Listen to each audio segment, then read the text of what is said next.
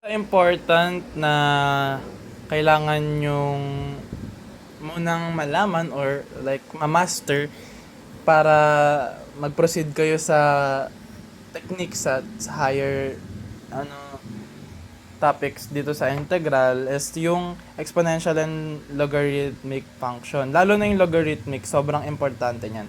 Tatlo lang naman yung ah ah formula dyan, pero ang pinaka-importante dyan eto. Etong nasa baba. Tsaka eto. Minsan lang naman magkaroon ng a raised to u du.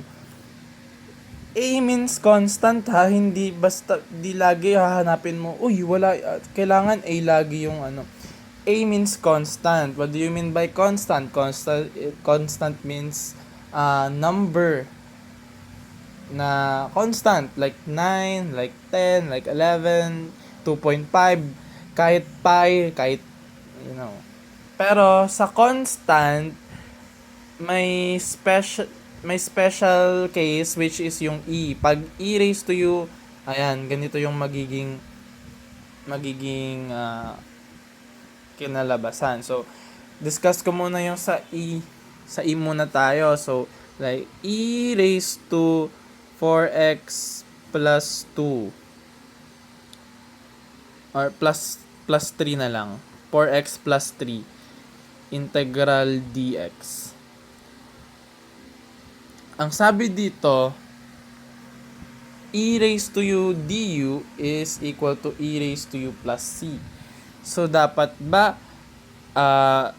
magiging ang sagot nito e raised to 4x plus 3 plus c lang? No, mali yun. Dapat yung exponent ng e is the same as yung kasama ng d, which is yung x. So, we need to let u again. So, u is equal to 4x plus 3. du is equal to 4 dx. May 4 dito, wala. Lalagay ka ng 4. Lalagay ka ng 1/4 sa labas as compensation.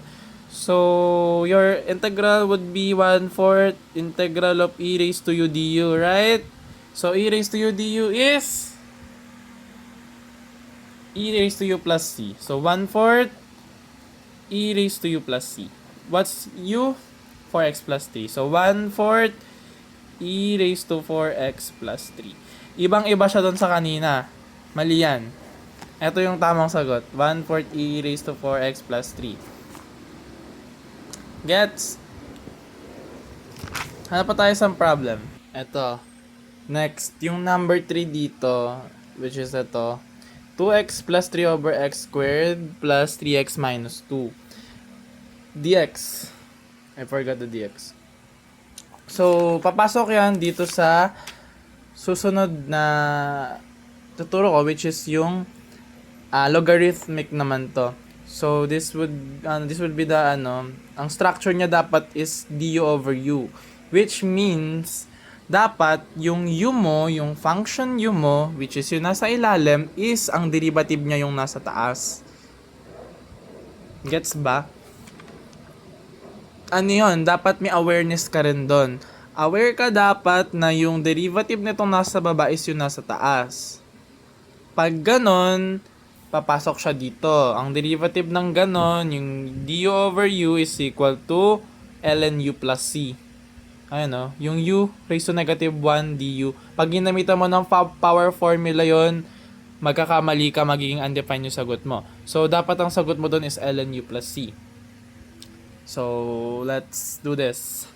U is equal to x squared plus 3x minus 2. Du would be 2x plus 3 dx. Eto ba yon? Yun. So, palitan na natin. Gawin nating integral of u d over u. So, magiging ln u absolute value of u plus c. Ano yung u natin? X squared plus 3x minus 2. So, ln of x squared plus 3x minus 2 plus c. Yun yung sagot. So, ganon nagwo-work tong 1.33. Yan. Hanap pa tayo ng isa yung medyo mahirap-hirap.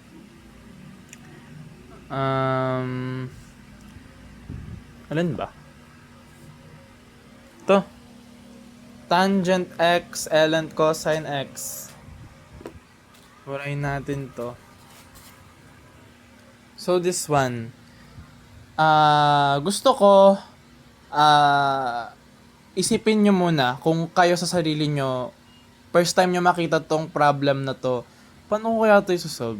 Like, paano yung thought process nyo kung paano siya isolve? Yeah. So, kasi, dapat kapag hindi pareho yung nasa loob ng ln, tsaka yung katabi ng d, which is x, hindi siya pareho cos x to ito x, ilelet mo agad yon sa u. Parang nakakairita hindi sila pareho dapat pareho sila, ganun. So, let u be equal to cosine x. The derivative of cosine x is negative sine x. Right? Which is just, wait, etong tangent x, di ba may identity na yung sine x over cosine x is equal to tangent x. Right? So, pwede mo rin i-substitute yun. So, bali ang magiging integral mo is sine x over cosine x all over ln wait, u is cosine x, right? Wait lang, burahin natin.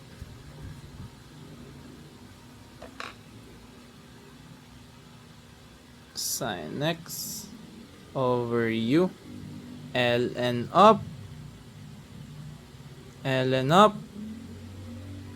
u du. Right? Wait. Ang sabi ko, yung dx is negative sin x. So, makakancel na tong sin x. Right? Pinalitan na natin ng du Wait lang, ang gulo ko mag-explain dun. Ulit. So, integral of sin x over cosine x all over ln cosine x dx. Yung cosine x, gagawin natin siyang u. So, u is equal to cosine x. Ang magiging du natin is negative sin x. Right? So, negative sin x. May sin x, may sin x sa taas, wala lang negative. So, maglalagay ka ng negative, compensate with negative. So, bali ang magiging integral mo is negative integral of 1 over u all over ln of u du. Correct? Correct. Ayan, isa pang substitution uli. Etong ln u, ang derivative niya is yung nasa taas, 1 over u, right? Or you can lagay the du over u. So, bali magiging du over u. Correct. Diba? So, pwedeng maging du over u over ln u. Derivative ng ln u is du over u, right? So, we can let v is equal to ln u. dv would be du over u. Oh, edi magiging dv over v is equal to the integral of negative dv over v. Right? Tas magiging equal to ln absolute value of b plus c. Correct? Pero since ang unang problem natin naka-express in terms of x, ibabalik natin siya. into x. So what is v? V is what? Asa na? V is ln u. Tapos u is cosine x. So balik natin, ito yung sagot ln v plus c. So ln of v, ano yung v? Ln u nga ni. So ln of ln, ano yung u? Cosine x. ln of cosine x. Tama. Plus c. Plus c. Wait! There's more. May negative. So, negative dapat yan. Negative of negative. Okay? Ayun yung final answer. ln of cosine x plus c.